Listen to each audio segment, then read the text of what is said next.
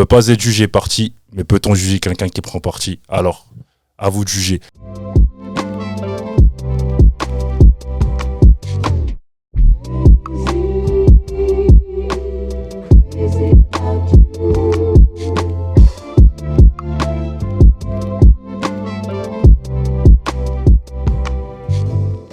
Salutations à toutes et à tous, bienvenue à bord de la Haute Sphère Cause Monote, l'émission qui prône la vulgarisation et la transmission pour l'élévation. Moi c'est Audrey, enchanté. Journalisme, faits divers, enquête, série, voilà de quoi il s'agit aujourd'hui. L'hôte du jour, c'est Brendan Kemet. Salut Brendan, comment vas-tu? Bonjour Audrey, très bien. Écoute, ravi de te recevoir ici. Et ben, moi aussi. Ravi d'être là. C'est un honneur de te recevoir. Est-ce que tu peux te présenter s'il te plaît? Bah écoute, tu as dit mon nom. Voilà, j'étais journaliste. Maintenant, je suis plus auteur. Enfin, j'écris plus de livres et je travaille pour la télévision, mais j'ai été journaliste. Je continue. Après, c'est un peu la même chose. C'est après une des pratiques différentes, peut-être ou des différences administratives. Mais voilà, depuis, on va dire, je sais pas comment ça fait, 25 ans, près de 30 ans que j'essaie de faire ça. J'étais dans plusieurs journaux, j'étais longtemps au Parisien, surtout dans les éditions départementales du Parisien, qui n'existent quasiment plus aujourd'hui, enfin pas sous la forme qu'elles étaient, mais c'était un outil assez extraordinaire. Voilà, après j'étais à François, mais alors je précise, c'est pas le François d'aujourd'hui, là, le site internet qui n'a rien à voir avec ce qui était François. Moi, j'étais pas déjà dans la période la plus faste de François, mais bon, c'était vers la fin. J'ai fermé François. Et après, voilà, je suis journaliste indépendant depuis plus de 10 ans. J'ai collaboré avec plein de journaux, plein de médias qui vont de la gauche à la droite. Donc, comme ça, je suis pas gêné. Ça va de Mediapart à Paris Match, Le Point, Le Parisien Week-end, voilà, d'autres titres comme ça. Ok, très bien. Bah, on va revenir justement sur ce parcours de journaliste. Ça commence comment pour toi? Tu as fait des études de journalisme? Alors, pas vraiment. En fait, comment ça commence? C'est très simple. C'est que mon père travaillait pour l'agence France Presse quand j'étais gamin. Parce que en fait, mon père était irlandais et il travaillait pour les journaux anglais à Paris dans les années 60, 70. Et après, il est rentré à l'AFP. Et moi, quand j'étais gamin, quand j'avais moins de 10 ans, j'allais le voir. Et pour moi, c'était extraordinaire, quoi. C'était déjà place de la Bourse, là, dans ce grand immeuble. Et tu avais une salle qui était le desk où tout se passait, en fait. C'était fascinant parce que tu avais les téléscripteurs à l'époque qui arrivaient avec les dépêches qui étaient imprimées. Tu avais au mur, tu avais une dizaine d'horloges avec Tokyo, les horaires à Tokyo, Washington, etc. Et il y avait une sorte d'effervescence comme ça, qui était incroyable à l'époque. En plus, on n'avait pas l'information comme aujourd'hui. Il y avait la radio, la télévision, les journaux, mais il n'y avait pas Internet, tout ça. Et donc, c'était un monde, moi, je trouvais ça extraordinaire, quoi. C'était l'arrivée aussi des ordinateurs. Ça m'a fasciné, quoi. J'avais envie de faire ça, quoi. Donc t'as pas fait d'études, mais tu savais que tu voulais faire ça. J'ai toujours voulu faire ça, depuis que j'avais, je sais pas, 8-10 ans. Après, c'est un peu normal. C'est comme, tu sais, les gens, t'es boucher parce que ton père était boucher. T'es comédien parce que ton père ou ta mère ou dans ta famille, tu as des gens qui t'ont influencé. Moi, j'avais ça à disposition. C'était un peu c'était pas mon modèle, mais mon inspiration. Ouais, tu peux dire modèle aussi, hein. Après, c'est tout à fait compréhensible. Ouais, ça m'a inspiré, quoi. Après, mon père, il était très, très critique parce que sur les journalistes, tu vois. Et après, on peut d'ailleurs faire la critique des journalistes. Il avait sans doute raison pour plein d'aspects parce que il y a aussi des dérives journalistiques. Et puis, il faut pas. Je trouve que journaliste, moi, je suis pas. Il y a des gens qui sont fiers d'être journalistes. Moi, j'étais fier d'être journaliste quand j'avais 25 ans, mais après, c'est pas un motif de fierté parce que journaliste. C'est rien, en fait, journaliste. Journaliste, c'est un média, en fait, entre l'information et des lecteurs, des téléspectateurs, mais il faut savoir rester à sa place, en fait. On est rien, on n'est pas des stars, on n'est pas des vedettes. Il y en a qui qui joue le jeu du végétariat, mais pour moi, c'est pas ça le journalisme en fait. Et quand tu parles de dérives, déjà ton père était au fait des dérives de l'époque et tu penses qu'il avait raison par rapport à ce qui se passe aujourd'hui? Non, mais c'est-à-dire que mon père, il trouvait que les journalistes, beaucoup se prenaient trop au sérieux, en fait, et se donnaient de l'importance, et voilà, des choses comme ça, quoi. Et puis, il y avait aussi la critique de la manière d'écrire, de parler, du parler journalistique, voilà, tout ça qui sont, qui sont un peu risibles, quoi. Je vois. Mais donc, tu dis que tu étais journaliste, mais comment tu as fait pour devenir journaliste si tu n'as pas fait d'études, en fait? Quel est le processus? Alors, moi, en fait, j'avais toujours dans l'idée d'être journaliste, j'ai fait de l'histoire. Ok. J'étais en fac d'histoire. J'aimais beaucoup, toujours et toujours maintenant, l'histoire, surtout l'histoire contemporaine. Donc, j'ai fait ça pendant pas mal d'années, mais avec toujours l'idée d'entrer dans le journalisme après. Et puis, je voulais rentrer dans les meilleures écoles de journalisme.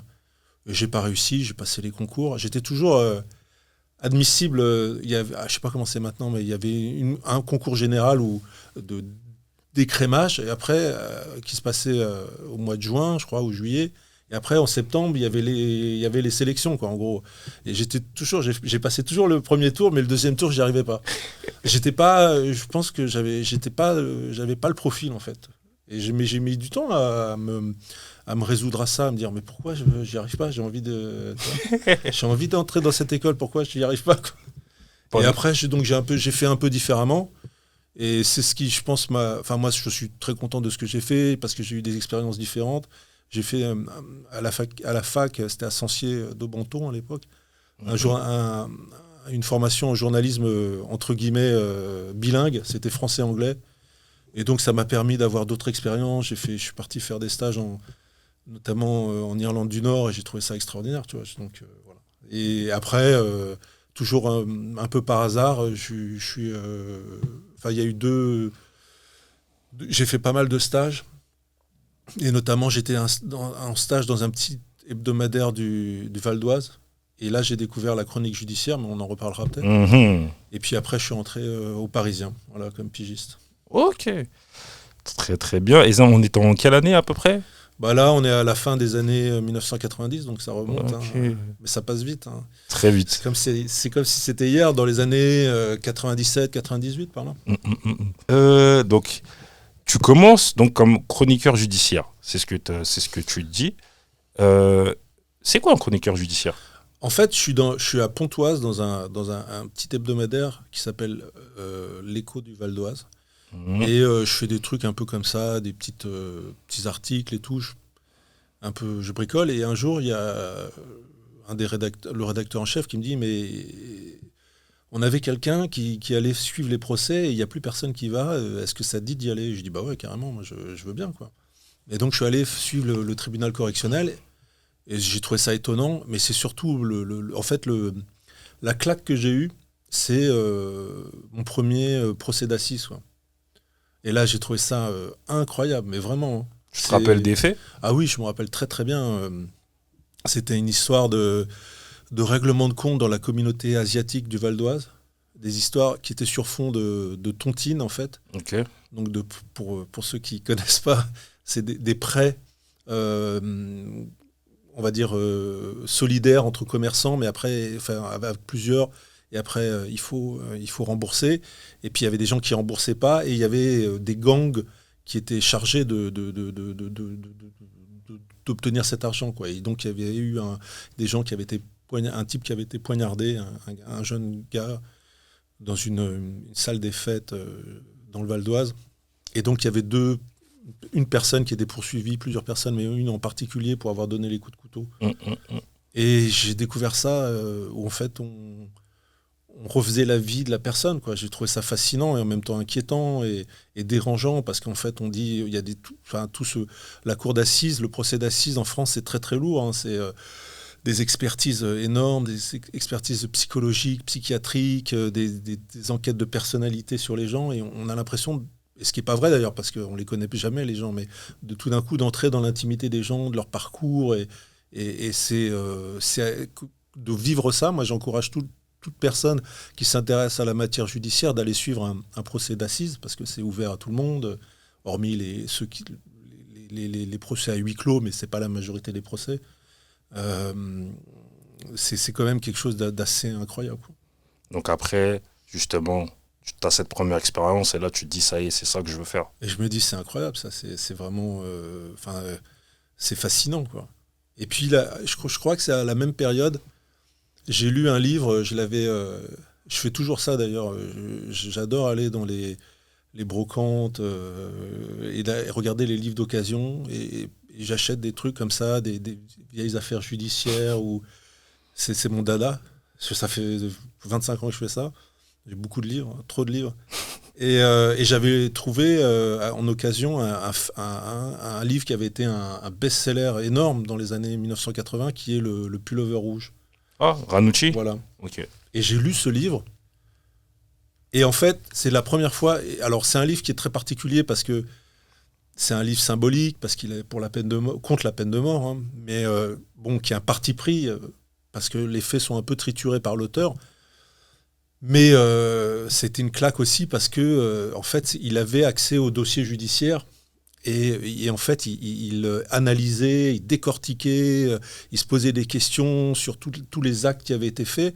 Et on avait vraiment l'impression d'être au cœur de l'enquête, quoi. Et ça m'a fasciné. Et c'était en fait à la fois le résultat, le procès d'assises, mais l'enquête, cet ensemble qui me dit, mais c'est extraordinaire, cette matière, cette matière judiciaire, l'enquête, le procès, tout ça, c'est fabuleux, quoi. Et tu penses que c'est à partir de ce moment-là, tu dis, toi, ça va être ton dada, comme tu dis, ta spécialisation?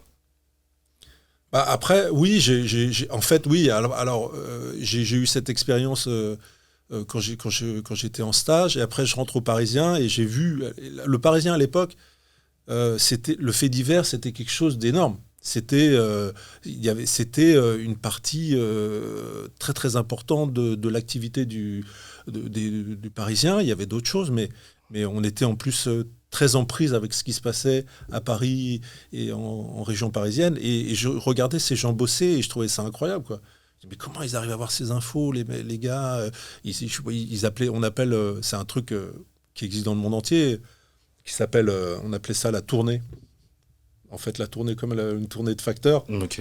Mais en fait, c'était le matin, fin de matinée et fin d'après-midi. On appelait la police, etc., pour savoir ce qui s'était passé, quelles étaient les choses en cours, quoi. Et je les voyais faire et je trouvais ça incroyable, quoi. T'avais l'impression d'être initié à des choses, de savoir des choses qui se passaient.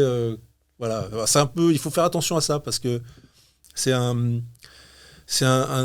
journaliste américain des années 70 qui avait dit, le problème des faits diversiers, c'est qu'à la fin, ils se prennent pour des policiers, quoi. Et c'est vrai. C'est vrai. Ils parlent comme des policiers. Parfois, ils se croient des policiers. Et moi, j'ai entendu des gens, ils avaient l'impression, ils disaient on a fait ci, etc. Donc, il faut. C'est hyper intéressant, mais il faut savoir garder la distance. Exactement. Mais justement, donc tu es connu comme étant un journaliste fait divers. Est-ce que tu as une fascination pour cette rubrique-là, fait divers? Oui, moi j'assume complètement. Et pour moi, le fait divers, c'est un genre journalistique qui est très respectable. C'est pas, on a dit souvent la chronique des chiens écrasés, etc. Mais c'est pas ça le fait divers. Par exemple, les gens parlent du Watergate, qui est le scandale politique énorme, majeur, et qui a été très documenté, et qui a donné lieu à un livre, un film, etc. Mais en fait, au départ, c'est un fait divers. Le Watergate, c'est un fait divers. Le scandale du Watergate, c'est un cambriolage qui se passe mal dans les bureaux du Parti démocrate à Washington. Et donc, la personne qui on va dire, lève le lièvre, c'est un journaliste de faits divers qui fait sa tournée dont je viens de parler le matin, et il dit qu'est-ce qui s'est passé cette nuit, et on a chopé 5 gars là qui étaient en train ou 4 gars, je me souviens plus, qui étaient en train qui avaient pénétré dans les locaux du Parti démocrate. C'est un peu bizarre, il y en a peut-être un qui est un ancien de la CIA, etc. Et ça part de ça. Ça devient un scandale énorme qui amène à la chute du président des États-Unis. Au départ, c'est un fait divers. Voilà. Et pour poursuivre sur l'aspect noble du fait divers, c'est des faits divers qui ont inspiré des romans extrêmement célèbres, comme Le Rouge et le Noir de Stendhal, comme Madame Bovary. C'est des faits divers à la base. Donc c'est quelque chose qui parle à tout le monde. Là, ça fait partie de la société. De toute façon, tu sais, tu parlais du Parisien, justement, je vais rebondir là-dessus. Moi, je sais que petit Parisien, ce qui m'intéressait, c'était le sport. J'allais directement au rubrique sport, le reste, ça ne m'intéressait pas. Mais en grandissant, tu commences à regarder les faits divers parce que c'est la société en réalité. Donc, je peux comprendre parce qu'il y en a qui ne comprennent pas, que tu puisses avoir une certaine fascination pour le fait divers. Mais malheureusement, c'est la société. Tu vois, comme il y a la fascination pour le true crime aussi. Et c'est la société, quoi. Mais c'est la société, c'est la vie. Par exemple, quand tu es dans la rue et que tu vois, pas mais dans ton quartier, et que tu vois un incendie, tu as envie de savoir ce qui s'est passé parce que c'est ton quartier. Et puis quand tu as Notre-Dame qui brûle, tu as envie de savoir ce qui s'est passé aussi. Et donc c'est un intérêt qui, moi, me semble pas être un intérêt c'est pas du voyeurisme, c'est simplement de la curiosité et de savoir ce qui se passe dans ta vie, dans la vie autour de toi. Ou parfois, ça peut être plus large, ça peut être en France, ça peut être dans le monde, ça peut être ailleurs. Mais pour moi, c'est pas du voyeurisme. Après, ça peut être du voyeurisme. On peut tomber dans le voyeurisme. Il y a des émissions qui sont clairement voyeuristes. Et quand il y a des chaînes qui font des tartines sur des faits divers, on est à la limite. Parce que, en fait, on va dans le sens de l'attente des gens, et les gens, il y a forcément un côté voyeuriste. Donc il faut combattre ça. Donc c'est un équilibre à trouver qui est pas facile. Tu vois. Et on apprend, et on fait des bêtises. Quand on est journaliste, parfois on fait des bêtises. On écrit des bêtises et on choque les gens, et on heurte les gens. Tu vois, je pensais... j'ai fait des bêtises, et surtout quand tu es jeune, tu te rends pas compte du pouvoir des mots, du pouvoir tu vois. Moi, j'étais cet après-midi, c'est pas drôle, mais j'y ai pensé, tu vois, c'est marrant. J'étais sur les bords de Seine, et je me suis rappelé qu'il y a 25 ans, j'avais écrit une histoire. Il y avait eu un jeune qui avait été agressé sur les bords de Seine à Saint-Michel, et j'avais écrit, il avait été poussé dans l'eau et il s'est noyé.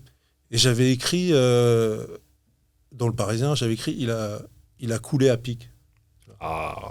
Et ça, je crois que c'était sa sœur qui m'avait écrit ou qui m'avait appelé, je me souviens pas. Il était scandalisé. Et moi à l'époque, j'étais gêné, quoi. Mais maintenant, je comprends mieux. Enfin. Avec le recul que tu dis à quelqu'un d'un sa proche, mais en fait il a coulé à pic, comme si c'était une sorte un dessin animé ou un gag. Enfin, pour moi c'était pas un gag, c'était une expression. D'ailleurs, je sais pas qui me l'avait dite, je l'avais pas inventé, c'est pas, puisque j'y étais pas, on m'avait rapporté les faits comme ça. Mais maintenant j'ai conscience que c'est des choses qui peuvent heurter les gens, quoi. Voilà. Donc le fait divers, c'est sensible parce que tu touches à la vie privée des gens, à l'intimité. Ouais, c'est sûr. Puis de toute façon, avec le recul expert. Mais c'est bien que tu le reconnaisses. Parce qu'il y en a peut-être qu'il y a l'ego aussi qui fait que non, je ne reconnais pas. Ce qui a été dit a été dit. Oui, mais après, bon, les journalistes sont évidemment pas infaillibles. Et et on le voit tous les jours d'ailleurs. On le voit tous les jours qu'il y a qu'on fait des bêtises, qu'on dit des choses qu'on ne devrait pas dire, qu'on heurte des gens. Je ne suis pas solidaire par principe avec tous les journalistes, mais je pense que les choses sont faites souvent de bonne foi, en fait, et sans se rendre compte, tu vois. Je vais donner un autre exemple. Après j'étais en banlieue, dans le Val-de-Marne, et je suivais des histoires de règlement de compte et tout, et un jour, il y avait une personne qui m'a appelé, il dit, vous avez écrit un article hier, et vous parlez de personnes et tout, et vous reliez ça à des assassinats d'il y a longtemps. Il dit, vous savez, nous, on est de la famille d'une des personnes que vous citez. Je peux vous dire qu'à chaque fois qu'il y a son nom qui est publié dans les journaux, ça nous fait du mal, quoi. Et je me dis, mais c'est vrai que ces gens, ils ont le droit au respect de leur vie privée, au respect des personnes décédées. Mais en même temps, c'est aussi une information. Donc, à quel moment on s'arrête, à quel moment on écrit, et voilà. Mais en tout cas, moi, ça m'a permis aussi de comprendre ça aussi. Donc, j'essaye, j'y arrive pas toujours, hein, mais de me mettre à la place des gens qui sont concernés par ces faits divers quand j'écris dessus, quoi. Ouais, bah, la frontière, elle est poreuse, hein, entre la vie privée et l'information. C'est vrai que tu marches sur des œufs, comme on dit, hein, parce que bon, tu as besoin d'informer le peuple, mais en même temps, tu sais qu'il y a peut-être une famille qui va te heurter. C'est vrai Ouais, et que... puis quand ça te concerne personnellement, c'est pas pareil, quoi. Ouais. C'est plus des mots, c'est pas fictif, c'est ta vie, c'est la vie de tes proches. Exactement. Et voilà, et c'est très, ça peut être très douloureux. C'est ça. Mais en étant journaliste, donc je pense que tu mènes des enquêtes. Comment toi tu travailles? Ben, ça dépend. Euh, Ça dépend des je sais, admettons, bah, t'as un fait divers, t'as pas trop d'informations. Comment tu vas grappiller les informations? Comment tu recoupes? Alors, je vais te donner un exemple d'une manière dont j'ai travaillé et qui a été en fait assez riche. Mhm. En fait, c'était lors de l'agression de Kim Kardashian. D'accord. Donc, c'était en 2017 à Paris, dont on parle toujours beaucoup. Et il y aura le procès bientôt, mais bon, à l'époque, je travaillais notamment pour VSD. Et on m'avait demandé, bah, tu veux pas faire quelque chose sur Kardashian? Et VSD, ça paraissait le jeudi. Et ça s'est déroulé en début de semaine, un lundi, je crois, ou un mardi, ou un dimanche soir. Et en fait, je me disais, mais je savais que toute la presse du monde était là, puisque c'était Kim Kardashian qui, à l'époque, était la personne la plus... une des personnes qui faisait le plus de vues, de machin dans le monde entier, quoi. Et je dis, mais moi, qu'est-ce que je peux apporter, en fait? Qu'est-ce que j'ai de plus à amener? Sachant qu'en plus, c'était au début de l'enquête, et que tu as l'enquête judiciaire, l'enquête policière, donc tu as un blackout. Ils veulent pas, donc il faut... Voilà. Et là, j'ai fait ce que devrait faire, ce que doivent faire, en fait, les journalistes, tous les journalistes, c'est faire du terrain, en fait. Et je suis allé autour de l'endroit, à la Madeleine, cet hôtel ultra chic où elle s'était fait agresser, attaquer, quoi, cambrioler. Et voilà, j'ai tourné, j'ai marché, et j'essayais de reconstituer ce qui s'était passé, par où les braqueurs étaient passés. Et c'était la seule chose que je pouvais faire, puisqu'il n'y avait pas beaucoup d'informations à part ça. Et en parlant avec des gens, j'ai appris plein de choses. Non, mais c'est vrai, hein. Et c'est l'enquête de terrain, c'est la base, en fait. C'est l'enquête de voisinage, comme on dit, ça existe dans la police et ça doit exister dans la presse de faits divers. Et j'ai appris d'abord, j'ai appris qu'il y avait une femme qui avait fait... Moi, j'ai fait un scoop là-dessus. Après, tu vois, les scoops, faut faire attention parce que ça nourrit l'ego, mais ça reste pas, quoi. Qu'une femme avait trouvé un diamant par terre dans la rue. Les gens me racontaient ça, des collègues de bureau et tout. Donc personne ne savait à l'époque, il y avait que la police qui savait qu'ils avaient retrouvé un bijou assez extraordinaire. Donc j'ai appris ça, et après j'ai trouvé toujours en parlant à des gens, des caméras de vidéosurveillance où il y avait les mecs qui passaient à vélo et tout, quoi. Donc c'était incroyable, quoi. C'est incroyable. Et en fait, le journalisme, en tout cas sur le fait divers, c'est à la fois... Après, j'ai recoupé ça avec des sources, notamment des sources policières et tout. Mais en fait, c'est de la chance, mais c'est de la chance provoquée souvent. Si tu vois ce que je veux dire. Bah oui, la façon de la chance, ça se provoque, hein, comme on dit. Mais bien sûr que ça se provoque. C'est-à-dire que j'aurais pu dire, bah non, mais je vais appeler, je vais rester au téléphone, et puis voilà, mais je suis allé, j'ai pris du temps, j'ai fait vraiment le tour des lieux, j'ai essayé de trouver des gens, et ça a marché, quoi. Mais quand je suis arrivé, je me suis dit, mais qu'est-ce que je peux amener à cette histoire? Tout le monde est là. Il y a les Anglais, ils avaient récupéré une pauvre vidéo dans un magasin de chaussures où on voyait un bout de voiture. Je me dis, mais ils sont là avec des moyens énormes. Qu'est-ce que moi je peux faire, quoi? Bah, toi, t'as fait la différence avec l'enquête de terrain. Bah, j'ai trouvé des trucs, donc c'est pour ça qu'il faut jamais se décourager, il faut s'accrocher, faut être méticuleux, en fait. Et réfléchir, en fait. Essayer de réfléchir. On n'y arrive pas toujours. C'est bien les conseils que tu donnes pour les jeunes qui voudraient se lancer dans le journalisme et plus spécifiquement dans le journalisme fait divers. Ok, donc là, donc journaliste fait divers, mais tu es aussi auteur. Oui, alors pour moi, en fait, c'est la même chose. C'est un prolongement du journalisme. C'est la même chose, sauf que c'est les supports qui sont différents. Ça va être des livres, mais la démarche est quasiment la même. À part que tu as plus d'espace et plus de temps pour écrire. Voilà, mais après, ou aussi pour la télévision, mais en fait, c'est le même métier. C'est juste des différences d'appellation, quoi. Moi, je veux dire auteur, attention, moi, je prétends pas être écrivain. C'est quoi la nuance ? En fait, un écrivain, c'est notamment quelqu'un qui va écrire de la fiction. Moi, j'écris pas de fiction. Je suis dans le réel, donc je me prends pas pour ce que je ne suis pas.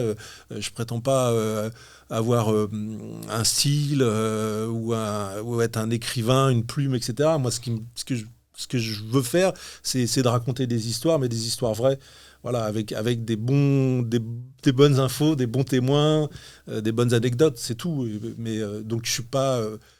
Pour moi, je suis pas écrivain, quoi. Mais si les gens sur qui tu écris, ils disent que tu écris de la fiction, comment ça peut-être, c'est possible. C'est possible.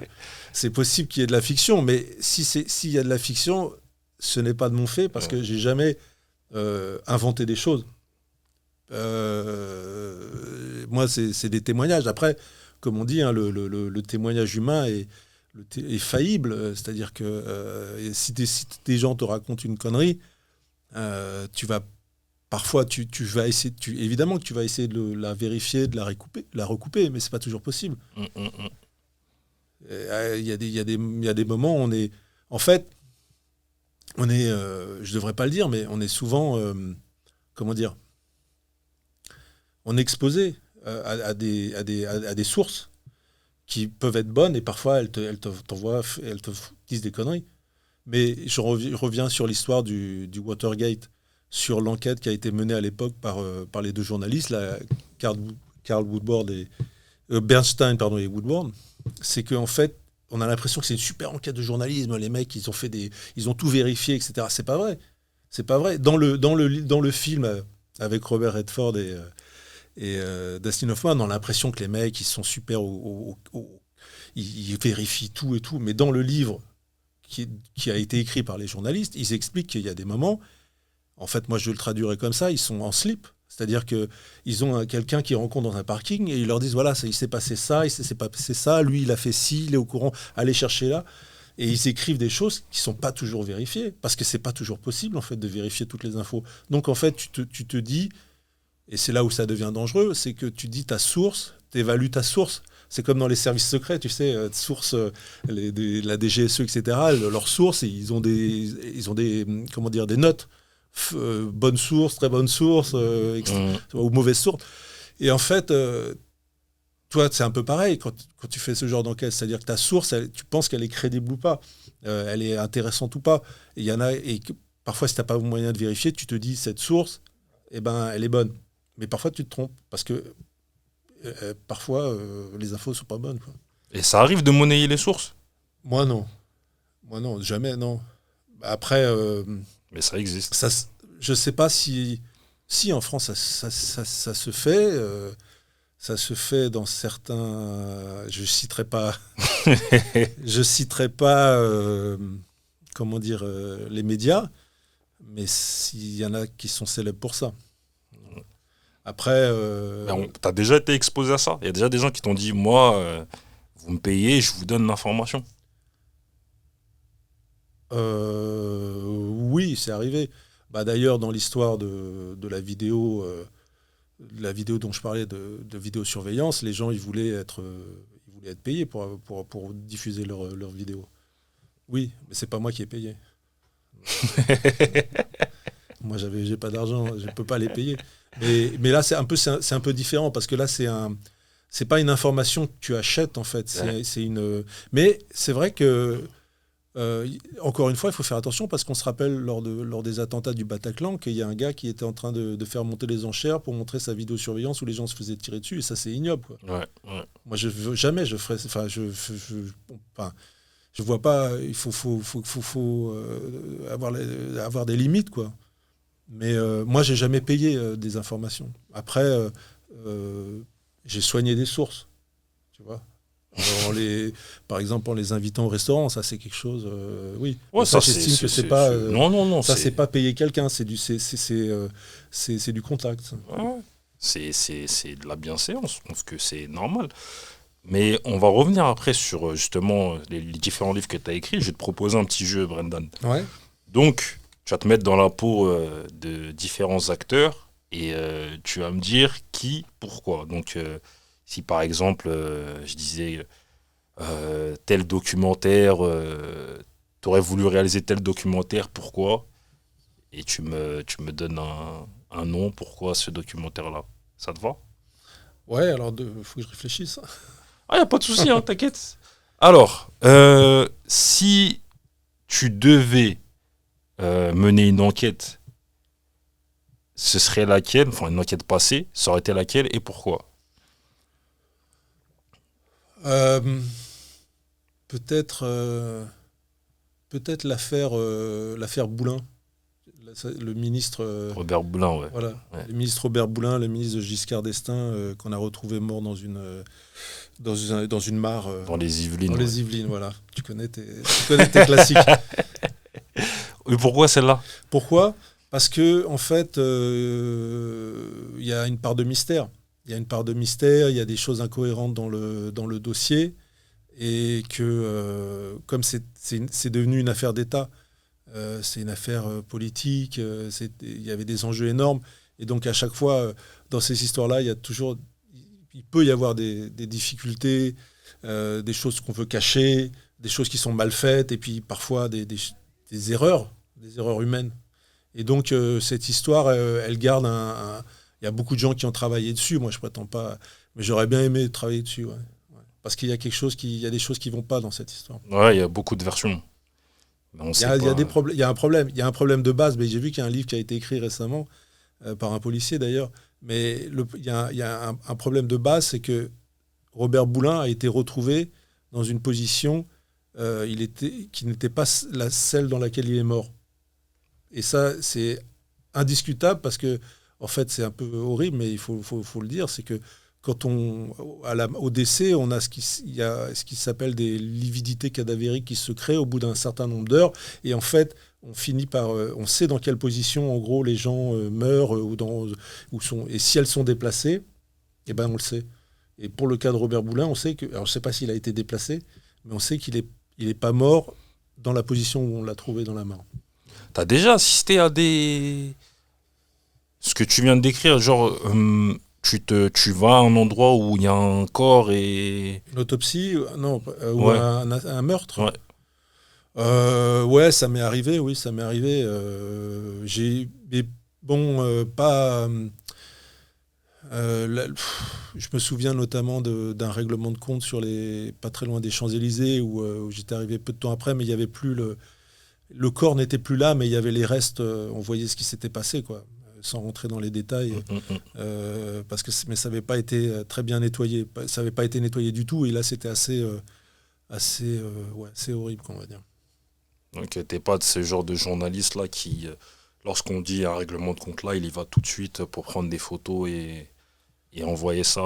Bah déjà, moi je travaille plus dans des quotidiens, mais moi j'étais là. C'est une affaire qui m'a beaucoup marqué, mais j'étais là et je prenais pas des photos, mais lors de l'assassinat de Francis le Belge, là aux Champs-Élysées, j'étais pas très longtemps après sur les lieux, quoi. Donc d'ailleurs, je me rendais pas bien compte de ce qui se passait, quoi, de l'importance du truc. T'as pas vu le corps? Non, parce après ils l'ont sorti. Après, là, il me semble que j'étais là. Je me souviens pas très bien, mais il était sous une. Non, bien sûr, je suis pas arrivé avant.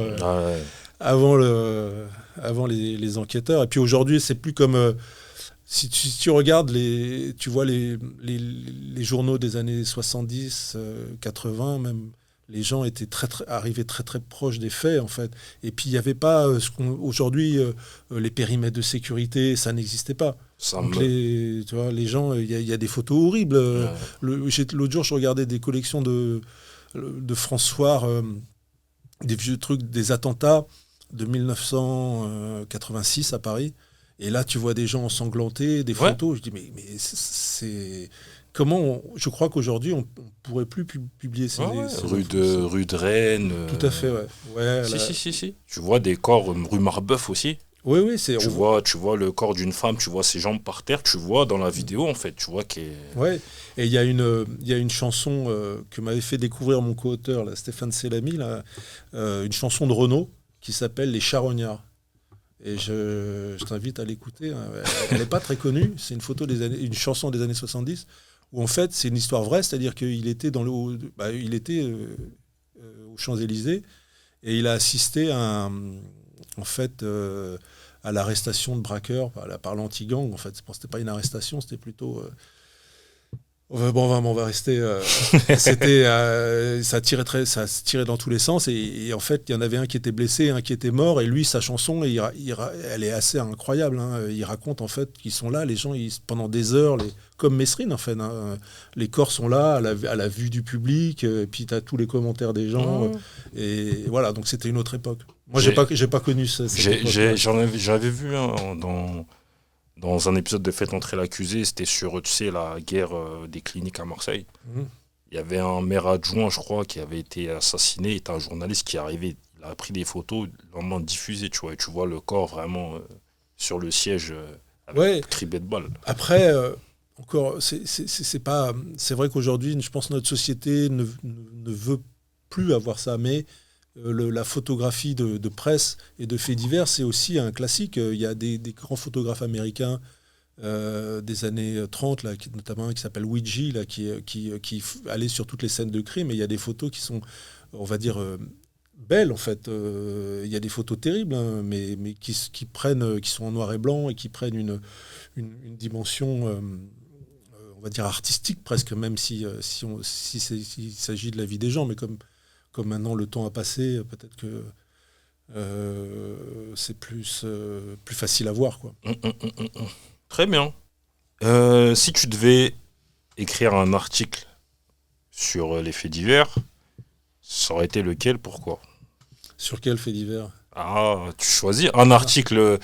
Non, est-ce qu'il y a un article qui t'a marqué et tu aurais voulu écrire cet article-là sur un fait divers ? Alors, je ne sais pas si c'est un article en particulier, mais on va dire c'est des articles. Ouais. Moi, j'ai beaucoup été marqué quand j'étais adolescent parce que mes parents achetaient le journal, le quotidien Libération. Et dans les années, on va dire, 80, il y avait des comptes rendus, notamment de procès, qui étaient incroyables, quoi. Il y avait notamment Sor Chalandon. Et ils écrivaient d'une manière très, très dure, très brutale, mais il y avait des gens qui écrivaient très très bien, quoi. Et c'est vrai que c'est des beaux articles, quoi, on va dire. C'était percutant, quoi. Voilà, ça allait, je sais pas si ça allait au fond des choses, mais ça ne cachait rien, quoi. Ok, très bien. Si tu as été chroniqueur judiciaire, mais on va revenir dessus. Si tu étais chroniqueur judiciaire, tu aurais voulu assister à quel procès ? Pourquoi ? Alors ça, il y a plein de procès que moi j'ai pas vu énormément. J'ai fait beaucoup moins de chroniques judiciaires que d'autres. Hein. J'ai vu puis j'en fais plus beaucoup, mais là, si tu avais l'occasion, allez, vas-y, 2. Peut-être quand même l'affaire Dominici, tu vois, une vieille affaire comme ça. Je pense à ça. Peut-être aussi Landru. Alors, c'est encore plus vieux. Parce qu'il y a un truc, on m'a dit, quand j'étais à Créteil, il y avait des avocats qui avaient connu la peine de mort. Et en fait, un m'avait raconté que c'était quand même quelque chose d'extrêmement... en tant qu'avocat, c'était traumatisant, quoi. On m'a raconté, t'arrivais dans la cour d'assises, t'avais quelqu'un derrière toi qui risquait sa tête, quoi.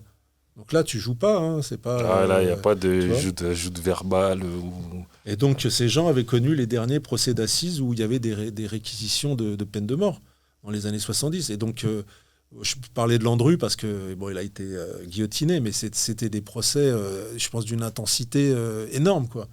Énorme. Enfin, c'était des drames dans tous les. Il y avait déjà des drames à la base puisqu'on était aux assises, et puis on allait sur d'autres drames puisqu'on allait faire de l'œil pour œil, la loi du talion, on décapitait les gens, quoi. Donc, j'ai pas connu cette époque-là, mais ça m'aurait intéressé, c'est ça, certainement. Et dernier, si tu devais mener une interview pour les faits divers, ça aurait été avec qui, pourquoi? Quelqu'un Interviewé. Interviewé. Bon, on va peut-être dire Antonio Ferrara. Pourquoi parce qu'on a écrit un livre sur lui avec mon collègue Mathieu Suc, et que sans doute on aurait voulu lui poser des questions qu'on n'a pas pu lui poser. Okay. Voilà. Donc ça aurait été intéressant. Et puis toujours, c'est vrai que le journalisme, ça devrait être d'avoir la version des uns et des autres. Et c'est pas toujours possible. C'est pas toujours possible quand tu as des gens qui sont en prison, en garde à vue. Tu as leurs avocats, mais parfois ils parlent pas, parfois on sait pas qui c'est, parfois on n'identifie pas qui sont les défenseurs. Voilà, donc mais normalement ça devrait être ça. Ouais. Ok, très bien. Bah écoute, Brendan, merci d'avoir participé à ce jeu-là. J'espère que tu as apprécié. Très bien, c'est marrant, mais j'ai pas eu le temps de réfléchir beaucoup à l'avance. C'est pas grave, c'est spontané au moins, c'est spontané. Donc là, on revient sur justement la partie livres. Donc il me semble que tu as écrit 9 livres entre 2008 et 2023. J'ai comptabilisé. Ouais, on est autour de ça. Ouais. J'ai comptabilisé, donc il y en a qui sont coécrits, il y en a tu les as écrits seuls. Donc le premier, celui-là, sur la biographie d'Antonio Ferrara. Et le dernier, le voici, sur la tuerie de Chevaline. Comment on passe d'Antonio Ferrara à la tuerie de Chevaline? Voilà, c'est une longue histoire. Bah non, c'est la vie, en fait. C'est les expériences. En fait, l'histoire, pour Antonio Ferrara, c'est très simple. C'est qu'en fait, moi, je travaillais avec Mathieu Suc, avec qui on a écrit ce livre. On travaillait au départ tous les deux dans le Val-de-Marne. Et on a eu, entre guillemets, la chance, moi je considère que c'est une chance évidemment, qu'en 2003, il y a eu cette évasion retentissante à Fresnes, donc sur notre périmètre, on va dire dans notre juridiction, dans notre... voilà. Et donc, on travaillait beaucoup là-dessus, il y avait des rebondissements dans l'enquête, il y avait des avancées, il y avait la traque. Et puis après, un jour, je me rappelle, on s'est dit, mais il y a plein de choses qu'on ne peut pas écrire. On n'a pas la place d'écrire dans un petit article. Donc on s'est dit, on devrait en faire un livre. Et on s'est dit, oui, on va faire un livre. Quoi. Ça a été un succès? Eh bien, écoute, oui. Succès, après, c'est pas les blockbusters de... comment ça s'appelle là, c'est pas les gens qui vendent beaucoup de livres. Mais moi, ce qui me fait plaisir, en fait, c'est que ce livre est toujours disponible. Il est réimprimé depuis, donc, tu l'as dit, 2008. Donc ça fait 16 ans. Il est réimprimé. Bon, il ne s'en vend pas des centaines de milliers, hein, mais il s'en vend un petit peu. On le trouve encore dans les librairies. Donc il vit sa vie, quoi. Et donc ce qui m'intéresse, c'est que en fait, il reste... je ne sais pas s'il est d'actualité, mais en tout cas, il y a encore des gens qui ont envie de le lire. Donc ça, c'est plutôt agréable, quoi. Très bien. Mais Brendan, tu as écrit donc la biographie d'Antonio Ferrara, tu as écrit la biographie de Redouane Faïd, tu as écrit Maghreb Connexion, donc sur des personnages issus du milieu maghrébin dans le banditisme. Quand on écrit ce genre de livre-là, est-ce qu'on craint pour sa vie? Crainte pour sa vie, on n'est pas au Mexique, hein, non mais c'est vrai, où les journalistes se font tuer pour parfois pas grand-chose. Donc fort heureusement, on n'est pas dans ce contexte-là. Après, je pense qu'il faut faire attention. On ne peut pas écrire n'importe quoi, on doit peser ses mots. Parfois, il faut bien le reconnaître, c'est que, et ça c'est l'expérience, on apprend ça avec l'expérience, c'est que parfois c'est pas ce qui nous semble embêtant qui va gêner les personnes. C'est d'autres choses qu'on n'a pas calculées, en fait, tout simplement. Et ça, voilà, ça c'est plus sensible. Après, craindre pour sa vie, non, sinon je l'aurais pas fait.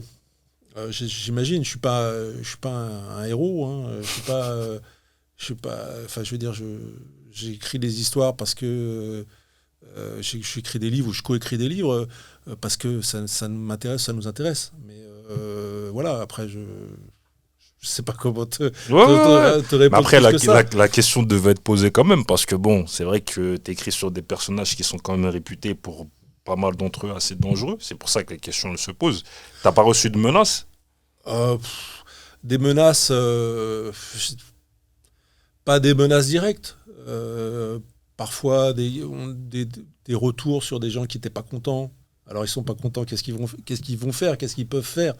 Est-ce que, voilà, ça arrive. Des menaces, j'ai eu des choses pas très agréables lors de Redouane Faïd, lors du livre sur Redouane Faïd, mais il y avait notamment, son entourage qui s'agitait beaucoup. Il y avait des émissions, je sais pas, à la con, là, je dirais une émission à la con où les gens parlent pendant des heures pour rien dire sur des réseaux sociaux où les gens m'insultaient, tu vois. Ça s'est calmé avec le temps, quoi. Mais, c'était plus des choses un peu désagréables que des menaces.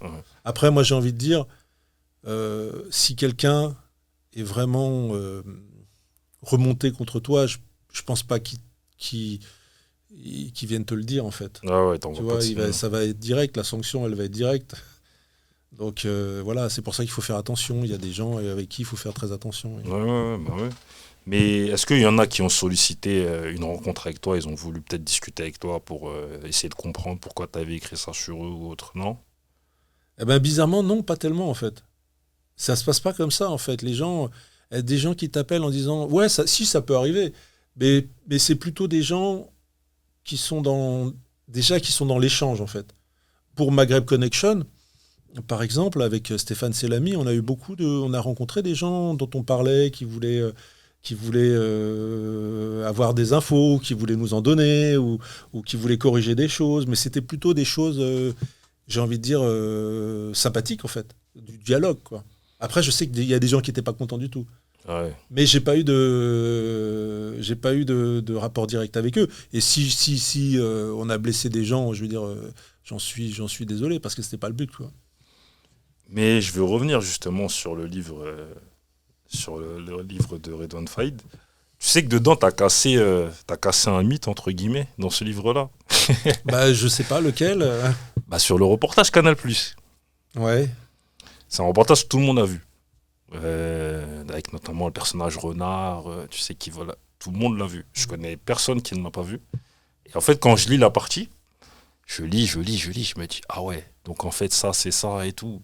Donc en fait, toute une, entre guillemets, une mise en scène. Parce que c'est ce que j'ai cru comprendre. Et c'est vrai que je me suis dit, ah ouais, donc en fait, parce que le reportage, il est spectaculaire, vraiment, tu vois. Et en fait, quand j'ai lu ça, j'étais déçu.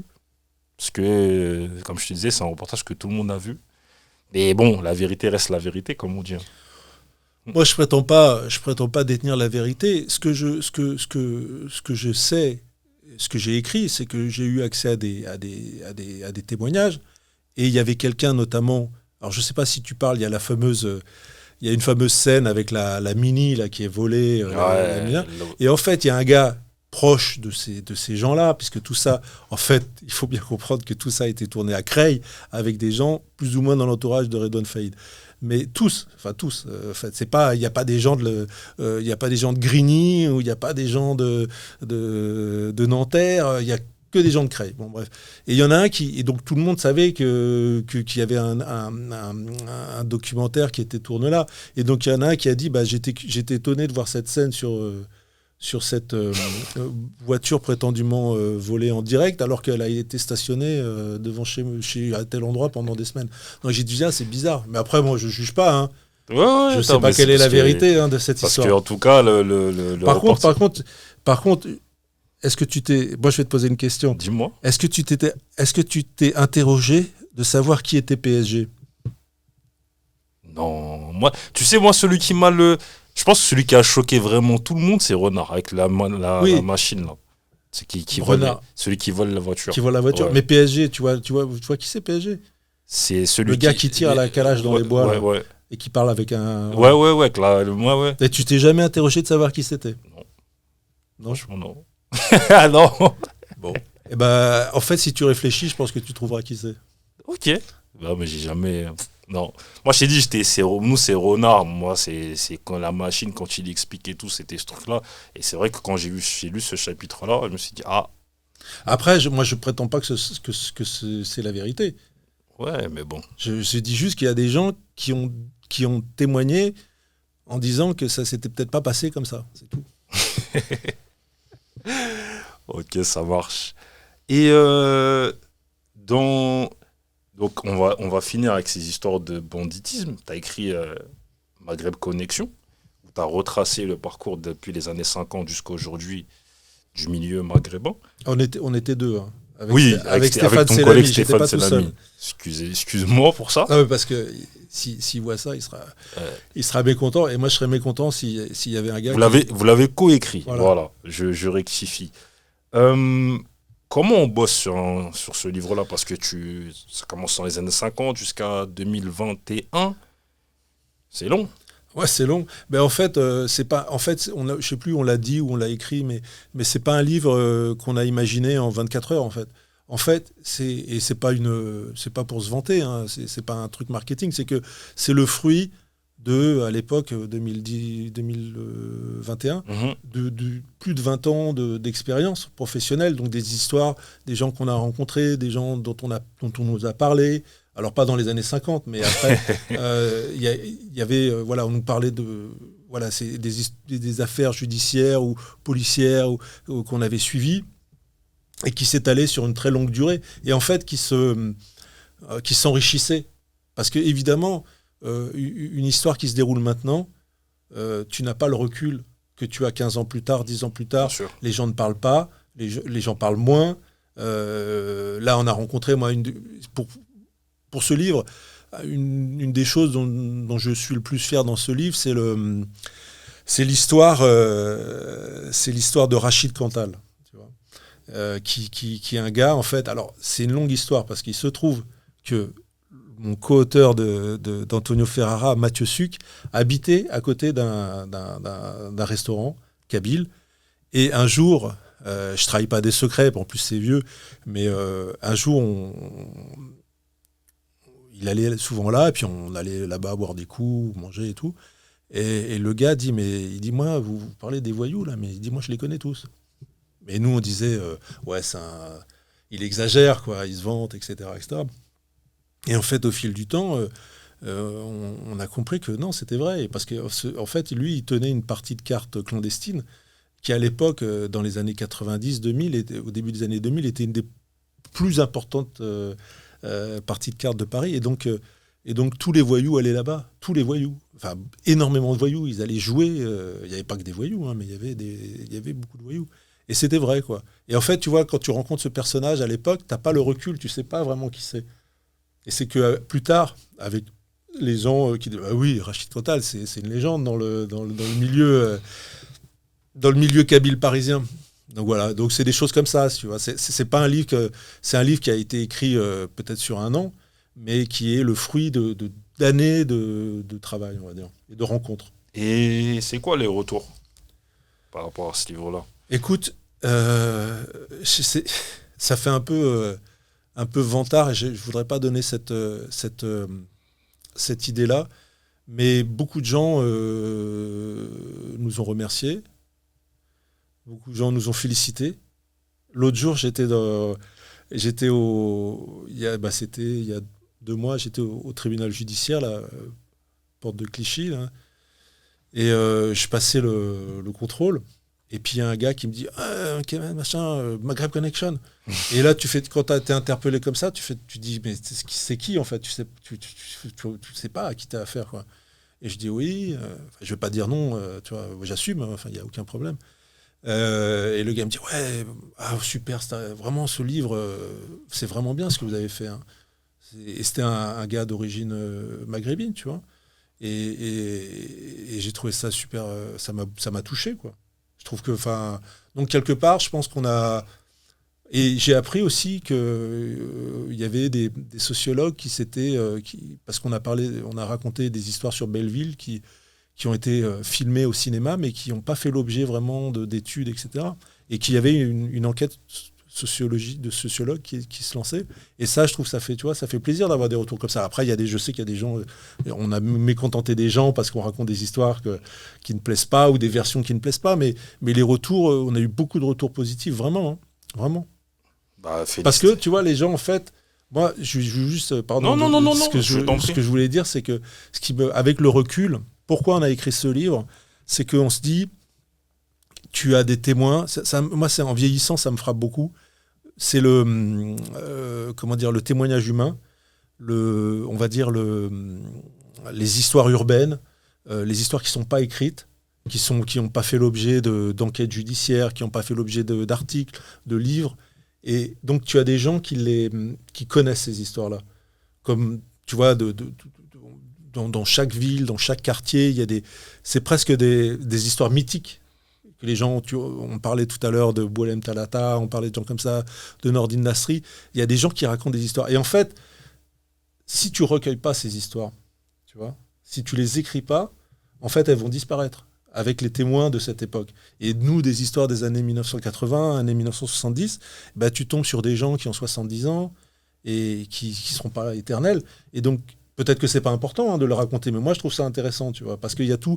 Nous, on racontait toute une histoire de l'immigration maghrébine en France qui est très riche en fait, et qui est pas que des histoires de voyous. C'est une histoire culturelle, c'est l'histoire du rail, l'implantation du rail en France. C'est vrai. Tu vois, et ça, il y a eu des documentaires qui ont été faits aussi là-dessus, et c'est important de le raconter. Mais il faut le raconter avec les gens qui connaissent cette histoire. Et si quand tu connais ces gens il faut recueillir leurs témoignages parce que ça va disparaître. C'est vrai que c'est très bien que tu le soulignes parce que effectivement, à travers ce livre, même si c'est centré sur le banditisme, tu traverses l'histoire dans le sens où il y a la partie FLN-MNA, ouais. Le financement. Donc ça, c'est politique. Bien sûr.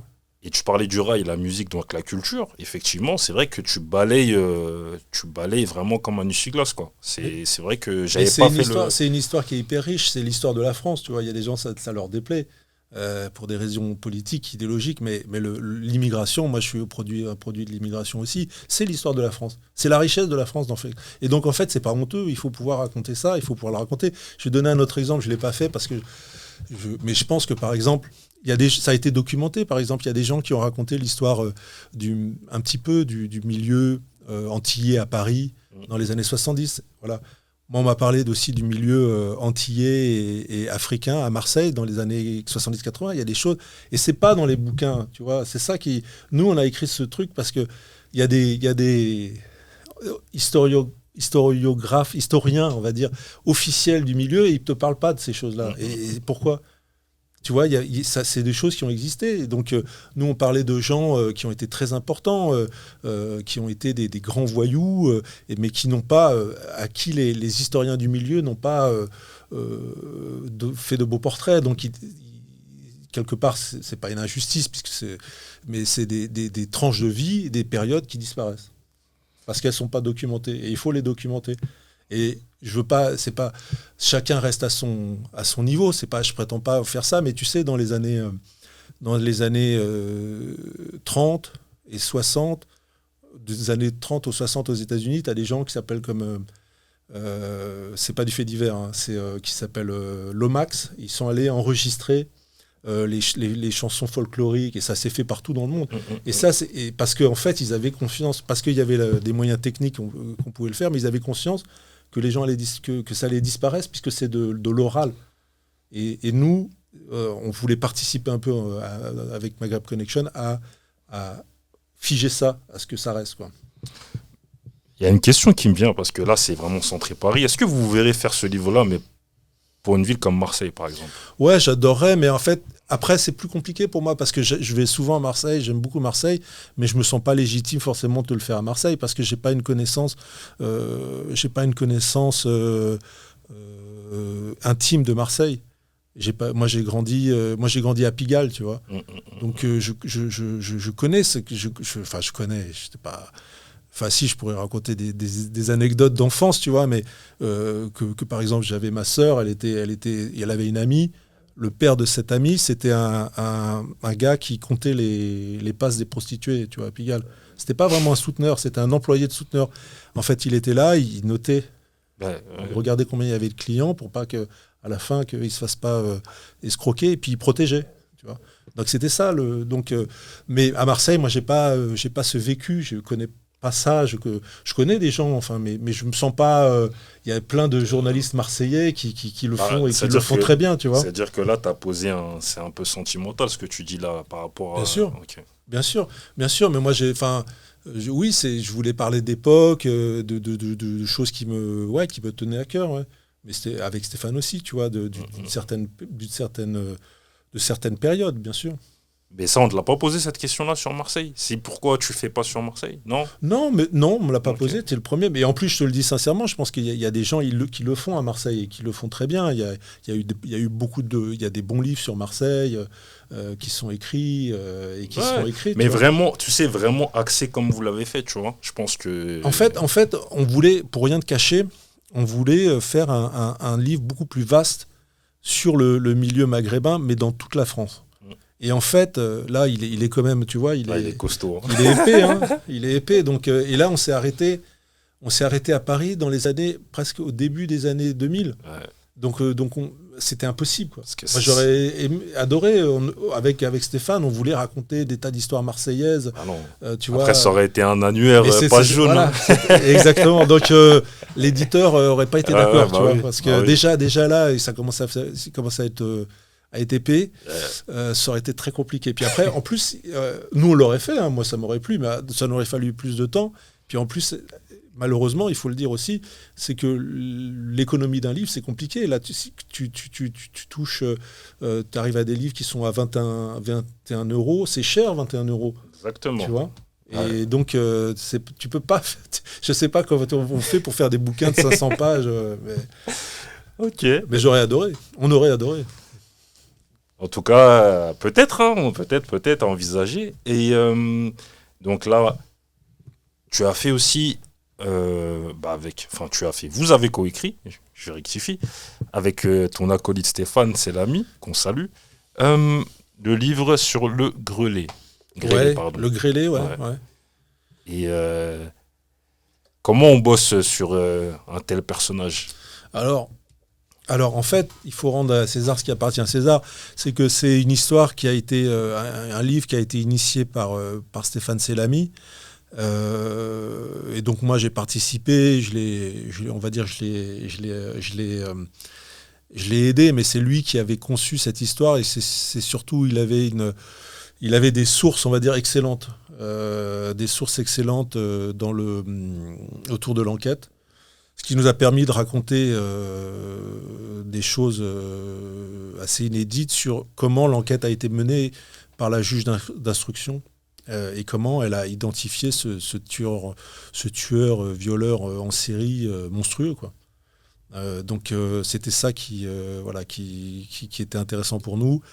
On a raconté des choses c'est étonnante sur elle, quoi. On a appris des choses... sur sa manière, elle, la juge, de travailler. Elle était obsédée par ce dossier, en fait. Elle a fait des choses incroyables. Elle se déplaçait sur sa moto. Elle allait au musée. Je ne savais même pas que ça existait. Il y a un musée, une sorte de musée de la Poste. Elle allait rechercher, on parlait des vieux annuaires pour savoir qui habitait dans une rue à telle époque. Et puis ensuite, elle est allée... une fois par mois, elle allait dans des villes de province pour recueillir elle-même. Il n'y avait pas qu'elle, mais elle a participé, l'ADN d'anciens gendarmes, etc. Parce que cette femme, il y a des gens qui pensent que... Je vais être très clair sur cette histoire, je l'ai déjà dit, j'assume complètement, que c'est une formidable histoire, une très belle enquête de la brigade criminelle. C'est faux. C'est une très belle enquête de cette juge d'instruction qui a eu, je ne vais pas être grossier, mais qui a eu le courage de convoquer les gendarmes, parce qu'à un moment elle a acquis la conviction en relisant le dossier qui était un dossier qui avait 20 ans, que c'était un gendarme qui avait fait ça. Pourquoi ? Parce qu'il y avait des témoignages dont on parle qui étaient très précis, des gens qui étaient... Alors, ce n'était pas des meurtres, hein, mais c'était des tentatives bizarres sur des adolescents, de contrôle, etc. Et des gens avaient décrit, en fait, la carte tricolore que le personnage exhibait à chaque fois. Et en fait, si tu mettais ça bout à bout, ça ne pouvait être qu'un gendarme. Mais... les policiers, certains policiers, ils l'avaient bien reçu. Ce ne sont pas des idiots, donc c'est leur métier à la brigade criminelle, donc ils l'avaient envisagé, mais ils ne sont jamais allés au bout du truc. Et c'est elle qui a dit, c'est simple, les faits se sont déroulés de 1986 à 1995 ou 1994. Je veux avoir la liste de tous les gendarmes qui étaient en fonction à Paris dans cette période-là. Et c'est un travail énorme. Elle a obtenu... Et ensuite, elle a dit, maintenant, on va les convoquer, on va demander leur ADN, puisqu'on a l'ADN du gars. Et donc, il s'est suicidé, mais elle l'a retrouvé. Et c'est elle. Enfin, je veux dire, ça veut dire que là, ils sentaient les taux se resserrer sur lui à ce moment-là. Ah oui, c'est ça qui s'est passé. Tu connais pas Si. Le truc, c'est qu'en fait, il est convoqué à Montpellier pour donner son ADN. Et là, il a compris, le gars, hein, de quoi il s'agissait. Ouais. En plus... et donc, il s'est suicidé. En plus, il a même eu l'audace de passer à l'émission. Avec quel aplomb. C'est un type, enfin, je veux dire... Et ça, oui, on l'a vu dans cette émission télévisée où il est là, il raconte sa vie. Il se fait passer pour un garde républicain alors qu'il a été viré de la garde républicaine. Il a failli être viré de la police parce que c'était un policier défaillant, en fait. Et il vient là en parler à la télévision alors qu'il a violé des gens, tué des gens. C'est incroyable, quoi.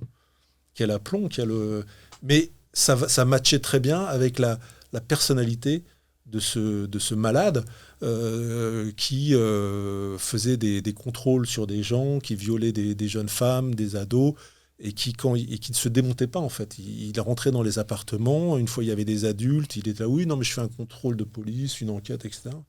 Et c'est le même type qui n'hésitait pas à aller à la télévision, quoi. C'est incroyable. Et là, ça me fait penser à une autre question. Qu'est-ce que tu penses de l'ouverture du pôle cold case au niveau de la justice? Tu trouves ça bien? Évidemment, c'est bien parce que tu te rends compte que... Alors, cette affaire, elle est maintenant, la juge Nathalie Turquet qui a solutionné, élucidé l'affaire du Grélé. Elle est au pôle cold case, mais elle n'y était pas encore. Mais évidemment il faut avoir du temps pour faire ça. Il faut pouvoir avoir des moyens, pouvoir relire, connaître ces dossiers, avoir des... Voilà. Et puis, évidemment, que notamment pour les crimes et les assassinats d'enfants, même anciens, il faut pouvoir donner des réponses aux proches de ces gens-là, quoi. Et ça, c'est évidemment une bonne chose. Ça existe dans d'autres pays et c'était important de le faire. Après, moi, le petit regret que j'ai par rapport au pôle cold case, c'est que en fait, tous les assassinats qui sont entre guillemets ceux de voyous ne sont pas concernés. Parce qu'on dit en fait, en gros, c'est quoi ? C'est des accidents du travail, quoi. C'est un peu ce qui est vrai. Je veux dire, quand tu es voyou, tu sais que la sanction, elle risque d'être celle-là. Mais il y a certaines affaires qui peut-être auraient mérité ou qui mériteraient d'être rouverte ou d'être de pas être fermée faute d'actes judiciaires qui sont menés. Par exemple, sur des affaires comme l'assassinat de Francis le Belge, l'enquête a duré depuis très longtemps. Donc à quel moment tu dis qu'est-ce qui mérite finalement d'être un cold case et de ne pas être prescrit? Ouais. Je vois ce que tu veux dire. En gros, est-ce qu'une vie a plus de valeur qu'une autre? Ça, c'est l'interrogation. C'est philosophique. Après, peut-être que effectivement, quand tu es voyou, quand tu es dans ce milieu-là, il faudrait pas se plaindre d'être, comme disait. Vivre par le glaive, périr par le glaive. Mais en même temps, si c'est des gens qui ont des familles aussi. Tu vois, moi, on en parlait tout à l'heure, mais ça me touche aussi. Tu vois, ils ont le droit aussi, par certains, peut-être d'avoir la vérité, de savoir ce qui s'est passé. Ils ont les familles de bandits, ne sont pas des bandits. Bien sûr. Tu vois, donc à quel moment tu décides que telle personne, là, il faut enquêter, et puis d'autres, c'est pas la peine. C'est ça. Et on parlait justement de Cold Case, le dernier livre, est coécrit avec Imen Gouali sur la tuerie de Chevaline. La fameuse affaire qui a défrayé la chronique et dont on n'a pas encore solutionné. Justement, on est dans le Cold Case, là. Alors oui et non, parce que en fait, un Cold Case, c'est théoriquement, hein, si tu prends la définition, c'est une affaire qui a été presque refermée, en fait, et qui est froide et qui ne fait plus l'objet d'investigation. Or, l'affaire de Chevaline, depuis 2012, a toujours fait l'objet n'a jamais été refermée. Donc, elle est arrivée au pôle, entre guillemets, Cold Case, enfin, c'est son surnom, mais c'est une affaire en fait chaude. Après, peut-être que elle se refroidit dans le sens où personne n'est mis en cause à l'heure actuelle et que voilà, on peut avoir des doutes sur le fait qu'on arrive un jour, qu'en tout cas la justice et la gendarmerie arrivent à le solutionner, quoi. Comment on travaille sur un livre comme ça? Comme Chevaline. Ouais. Bon, après, c'est parce que c'est aussi parce que ça a accompagné une série sur laquelle j'ai travaillé là pour Canal+. Donc c'était, il y a beaucoup de choses qui sont dans la série. Comment on travaille comme ça, c'est compliqué parce que il n'y a pas de coupable au bout. Tu sais pas, ça reste un mystère. Et que voilà, mais ce qui était important dans ce livre, enfin pour moi, c'était aussi de raconter tout ce qui avait pu être fait, toutes les pistes. Il y a beaucoup En fait, tu as des passionnés de l'affaire Chevaline. Hein. Il y a des forums entiers, les gens ont tous leurs théories, etc. Mais en vérité, cette enquête est évidemment une enquête secrète, donc tout, puisque c'est la procédure en France. Mais tout n'a pas été dit, en fait. Il y a eu des gardes à vue, des gens qui ont été interrogés, des pistes qui ont été fouillées, des choses parfois où les policiers pas les policiers, c'est les gendarmes, mais se sont dit on va y arriver, et à chaque fois ça s'est avéré ça n'a rien donné, quoi. Mais voilà, c'est ça, c'est ce qu'on voulait raconter, quoi. Ok. Et c'est toi qui sollicites Imen Gouali ou c'est elle qui te sollicite pour écrire ce livre-là? Non, c'est qu'en fait on était tous les deux sur la série, donc en fait c'était un débouché naturel, ouais. D'accord, ok. Et quels sont les retours par rapport à ce livre-là? Pour être franc, il y a eu beaucoup de retours, mais notamment, on va dire, dans la région de la Haute-Savoie et de la Savoie, où c'est une affaire qui évidemment intrigue les gens puisqu'elle s'est passée à leur porte. Après, on va voir ce que ça donnera, quoi. Mais c'est un peu le problème de cet exercice, c'est que tu peux lire le livre et évidemment, peut-être qu'il y a la réponse dedans. Mais c'est pas la réponse. Tu n'as pas le coupable officiellement, quoi. Ouais, tu vois, même si moi j'ai voulu absolument qu'il y ait un chapitre, qui est un des derniers chapitres sur des développements les plus récents où il y avait des pistes qui sont extrêmement troublantes, quoi. Il y a une piste qui est très intéressante, mais c'est pas sûr qu'elle aboutisse. En tout cas, on invite les gens à lire le livre. Il est là. Ok. Écoute, Brendan, en tout cas, félicitations pour tous ces ouvrages avec tes co-auteurs aussi, Mathieu Sucre, Mathieu Grégoire. Mathieu Grégoire, ouais. On n'en a pas parlé des parents du foot, effectivement. Des parents du foot, hein. Ouais, c'est vrai que, on va en parler quand même un petit peu, j'ai failli oublier. Mais, ouais, toujours dans le banditisme, enfin, la collusion banditisme-foot. Ouais, alors ça, pourquoi on a écrit ce livre, c'est parce que en fait, on avait fait un constat au départ. On devait l'écrire avec Mathieu Sucre, puis finalement ça s'est pas fait. Mais c'est qu'on se rendait compte que dans plein d'histoires, dans Antonio Ferrara, même Francis Lebel, etc., il y avait plein de footballeurs, de gens du milieu. Mais c'est bizarre quand même. Pourquoi il y a tous ces gars-là, qu'est-ce qu'ils font là-dedans, quoi? Et en fait, on s'est dit, chaque fois qu'on avait un footballeur qui apparaissait, hop, on mettait de côté, et puis on a essayé de comprendre, quoi, et de raconter ce qui se passait, quoi. Et donc, alors ce qui me fait rire, c'est que quand le livre est sorti, il y a un journaliste assez connu là, qui est dans le football, qui a dit mais ces histoires, c'est pas vrai, ça n'existe pas, c'est Marseille, ça existe à Marseille, mais ça n'existe pas ailleurs, etc.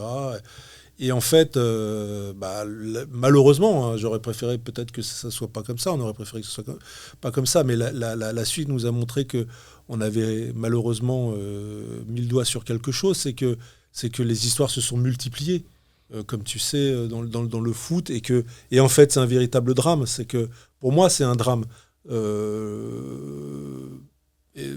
Sans donner de nom, mais c'est assez simple à comprendre. C'est que tu as des gens extrêmement doués pour le foot et qui, en fait, réussissent et qui vont attirer, on va dire, plein de gens autour d'eux qui ne sont pas toujours bien intentionnés et ils vivent ça. Pour eux, c'est catastrophique, en fait. C'est-à-dire qu'ils doivent gérer des choses extrasportives et parfois, tu as certains qui ont dû quitter la France, tu vois, qui ont dû jouer ailleurs parce que la pression était trop forte. Ouais. Parce que y a ce qu'on a appelé, alors moi je ne suis pas un spécialiste des cités, tu vois, mais de ce qu'on a appelé la solidarité de la cité, c'est-à-dire que quand tu as du succès et que tu as ton ami d'enfance qui lui a choisi d'autres voies que toi et qui te sollicite, bah, c'est très dur de lui résister, quoi. Et ça se fait pas, quoi. Parce que sinon, on l'a vu avec l'affaire Pogba, tu vois. C'est que en fait, t'es un ingrat, quoi. Et donc, moi, je trouve que c'est un drame parce que on se rend compte que maintenant, ça s'est développé dans plein d'endroits, dans plein de villes. T'as des gamins qui sont pris en main à l'âge de 10-12 ans. Et en fait, c'est terrible pour eux, quoi. De devoir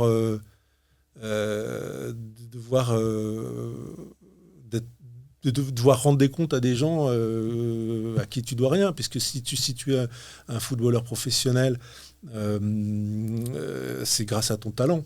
Bien sûr. Tu vois. Bien sûr. Et pourquoi alors oui, la solidarité, d'accord, mais après, attention entre la solidarité et on va dire le racket, quoi.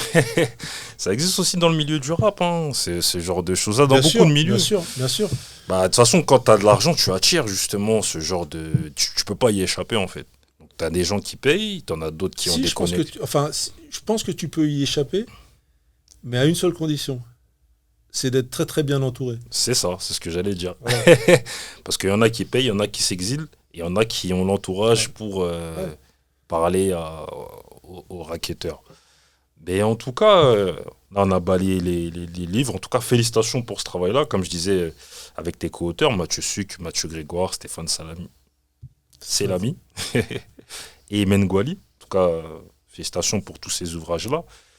Et justement, en parlant d'ouvrages, là, c'est la rubrique lecture. Bon, je suppose que tu lis quand même. Tout à l'heure, tu as dit que tu as beaucoup de livres chez toi, donc je pense que tu lis quand même beaucoup. Est-ce que tu aurais 3 livres à recommander, s'il te plaît? 3 ouvrages. 3 ouvrages, Bédo, dans quel... Peu importe, c'est ouvert. Ouais. Mais ça peut être tout, alors de la littérature, Ça peut être tout. C'est juste à recommander aux gens. Si tu as quelqu'un, tu aimerais bien qu'il lise tel livre, c'est ouvert. Là, c'est pas un fait divers, là, c'est bon. Ouais, mais il va être obligé de parler de faits divers aussi. Ouais, bien sûr. Ah, si tu veux recommander... Bon, après, si un livre autour du fait divers, qui est un livre prodigieux, c'était le premier à avoir fait ça, c'est le livre de Truman Capote, qui s'appelle 200 froid. Okay. Donc, qui est en fait la plongée dans un milieu on va dire de voyous, mais qui deviennent tueurs, et dans les années 60, et il a vraiment suivi ces gens, presque il en est devenu malade. Il y a eu même des films qui ont été faits sur lui qui a écrit sur ces gens. Donc voilà, c'est un livre énorme pour tous les gens qui est très dérangeant, hein, parce que c'est quand même 2 sortes de cambrioleurs qui vont tuer une famille, quoi. Donc c'est terrible, mais c'est très puissant. Donc voilà, ça c'est ma première recommandation. Enfin, je sais pas à qui je recommande ça. Après, tu m'avais demandé, j'avais fait une liste là et tout, donc ça m'a permis de réfléchir à ça. Il y a aussi les livres, moi, ce qui me touche particulièrement, mais ça touchera pas forcément tout le monde, mais c'est parce que c'est aussi mes origines, mais c'est les livres de John McGahern, qui est un écrivain irlandais, qui est un des plus grands écrivains, bon, qui est maintenant décédé, mais qui est un des plus grands écrivains irlandais contemporains, et qui a une force de description de la nature, de la vie paysanne, en fait, en Irlande, dans les années, des années 50 aux années 2000, quoi. En fait, le rapport à la terre, moi, c'est quelque chose qui m'intéresse beaucoup, parce que comme tout le monde, à moi d'être... c'est quand même nos origines, de la plupart de nous, on est des enfants d'agriculteurs. À part ceux qui ont eu la chance d'être des enfants d'aristocrates. Mais globalement, il ne faut pas gratter très loin pour se retrouver dans les champs, quoi, tu vois. Et moi, je suis très fier de ça, tu vois. Moi, bon, ça commence les générations commencent à passer, mais je suis fier de mes origines, tu vois. Et donc, lui, il décrit la vie à la campagne, quoi. La dureté, mais même aussi la beauté, la poésie, les oiseaux, les plantes, et ça, c'est un maître pour ça. T'as un livre précis ou t'as... Il y a ses mémoires, en fait. Il a écrit ses mémoires qui sont très belles, quoi. Et juste de manière subsidiaire, tu parles de tes origines. C'est quoi ton rapport avec l'Irlande ? C'est... Comment dire ? J'y vais assez régulièrement. Je ne suis pas allé récemment depuis le Covid, mais pour moi, c'est... Comment dire ? C'est ma fierté, en fait. Et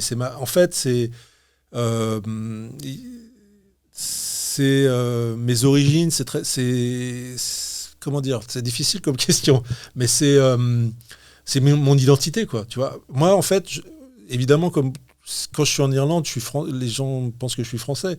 Quand je suis en France, les gens ils me renvoient parfois avec mon prénom à des origines étrangères. Mais en fait, c'est les deux. Tu vois, donc l'identité, c'est à la fois la France, évidemment, puisque c'est le pays où je suis né, où j'ai grandi, mais ce n'est pas que ça. Et en fait, c'est ce qui fait les individus, et c'est la richesse des gens, en fait. Ça doit pas être un handicap. Au contraire, tu vois, sans faire de polémique, mais les gars qui brandissaient le drapeau algérien au Stade de France, les gens étaient choqués. Je comprends que tu sois, on va dire, un Français de souche, même si ça n'existe pas, les Français de souche. Il n'y a pas de Français de souche. Les gens, ils sont... Enfin bon, il y en a très peu. Ça se trouve, ils sont arrivés avec les invasions tu vois, du IIIe siècle ou du Ve siècle, je ne sais pas. Mais en fait, c'est la double identité. Mais c'est normal. Quand on te renvoie toujours à tes origines, c'est pas forcément d'ailleurs péjoratif, mais on a ça en soi, quoi. Donc pour moi, c'est important, tu vois, c'est quelque chose que je cultive, que j'ai cultivé, qu'on m'a transmis. Voilà, mais je suis pas que ça, parce que en fait, j'ai aussi des origines d'Europe centrale et tout, quoi, tu vois. Ok, c'est bon à savoir. Et le troisième livre ? Ah ouais, le troisième livre. Alors le troisième livre, j'avais pas. Il y a ça aurait pu être les livres de John le Carré là sur l'espionnage et tout, mais donc c'est plutôt un livre de Eric Ambler qui est le maître, on va dire britannique des romans d'espionnage. Il y en a un, d'ailleurs c'est Mathieu Suc qui me l'avait conseillé, qui s'appelle Le Masque de Dimitrios. Et ça, c'est un chef-d'œuvre. Vraiment, je le recommande à tout le monde. Je crois qu'il ressort, là, il y a des livres d'Eric Ambler qui se ressortent dans les nouvelles traductions, en ce moment même. Mais c'est un chef-d'œuvre du livre d'espionnage, quoi. C'est incroyable, c'est hyper bien fait, quoi. Très, très bien. Écoute, la tradition ici, c'est que l'autre, il repart avec un livre. Donc, j'ai un livre pour toi. D'accord, merci. Je t'en prie. J'espère que tu ne l'as pas déjà. Tiens. Est-ce que tu l'ouvres, tu montres à la caméra. Merci, je ne sais pas ce que c'est, mais déjà, c'est important parce qu'un livre, un livre, c'est ce qu'il y a de plus incroyable. Est-ce que tu l'as celui-là ? Ben non, pas du tout. Alors, qu'est-ce que c'est? La secte, je le Ouais. montre là. La La secte secte des diaboliques, sacrifice humain à Matamoros, Mexique. dans les années 80. Ouais, tu peux lire dans le micro. Hein. Dans les années 1980, Adolfo de Jesus Constanzo, chef du gang des narco-sataniques, est à la tête de l'une des plus terrifiantes affaires de drogue entre le Mexique et les États-Unis. D'accord, super. Ça a l'air génial. Eh ben, merci beaucoup. Bah, je t'en prie, Brendan. Merci beaucoup. Je t'en prie, bonne lecture à toi en tout Super. cas. Non, mais c'est vrai, les livres, c'est ce qu'il y a de mieux. Ouais. Il n'y a rien, c'est imbattable, les livres. Pour quelqu'un qui en a écrit 9, ah oui.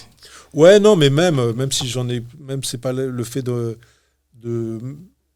pas le fait d'en écrire, mais le fait de lire, je trouve que c'est hyper important parce que, en fait, c'est le truc, personne peut, c'est intime et c'est l'évasion, en fait.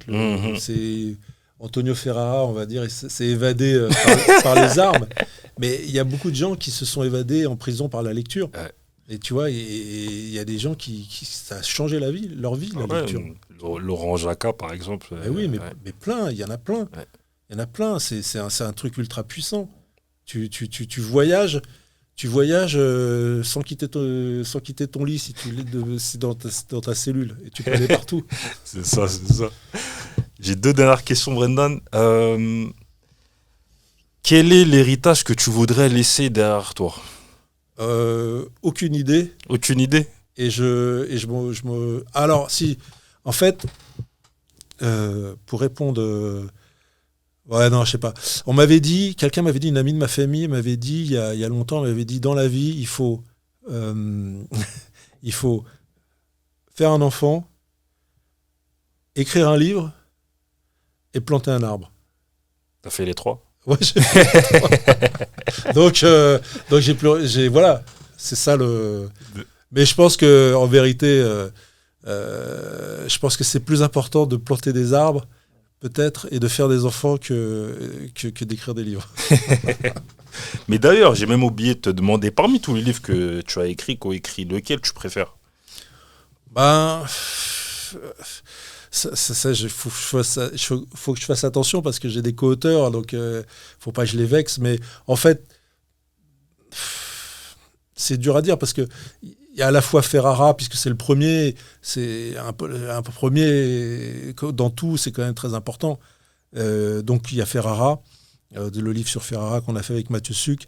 Et puis après, celui peut-être que je préfère, c'est le Maghreb Connection avec Stéphane Selami, parce que on a eu le sentiment d'aller au bout de quelque chose, quoi. Voilà. Ok. Dernière question, qu'est-ce qu'on peut te souhaiter? Moi, je sais pas. Franchement, La santé, pas, la réussite, la richesse. non, c'est pas. La santé au moins. La santé, mais c'est la réussite, la richesse, c'est pas les choses les plus importantes, je pense. Ouais. Non, je pense après, que j'ai jeté comme ça, tu vois. Non, je sais pas, je pense que c'est en fait, je sais pas. Mais la vie, sans vouloir professer, donner des leçons, la vie, c'est un équilibre entre ta vie personnelle et ta vie professionnelle. Et c'est ça le point d'équilibre, en fait. À être au point d'équilibre. Bah, c'est un souhait, hein. Voilà. Voilà l'important, je pense, dans la vie. Bah, écoute, Brendan, ce fut un plaisir pour moi de causer avec toi. Comme je te l'ai dit en off, je vais le dire en on. Tu as fait partie des premiers dans le listing quand j'ai mis en place ce podcast. Et dans les premiers où j'ai coché un nom, je me suis dit, lui, il faudrait que je l'obtienne un jour. Donc, chose faite. Écoute, Audrey, merci beaucoup pour cette invitation. Ça a été très intéressant de discuter, même si c'est un peu, je sais pas, je sais pas si c'est, enfin, ça m'a intéressé. Maintenant, je sais pas si c'est intéressant. Je pense, en fait, on parlait de journalisme et d'auteur. Et on l'a dit, je l'ai dit dès le début, mais l'important, c'est pas la personne, en fait. Il faut rester modeste. Moi, je considère que je suis un témoin, en fait. Voilà. Je suis un témoin, je suis pas important en moi-même. Ce qui est important, et enfin, il faut rester. C'est ce qu'on transmet en fait. C'est les histoires qu'on raconte, et c'est eux les personnages intéressants. Très bien. Bah, écoute, Brendan, encore merci. Ben, merci à toi. C'était Cause Monote, l'émission qui prône la vulgarisation et la transmission, en espérant que vous avez appris des choses éventuellement sur vous-même. Prenez soin de vous et des vôtres. À très bientôt.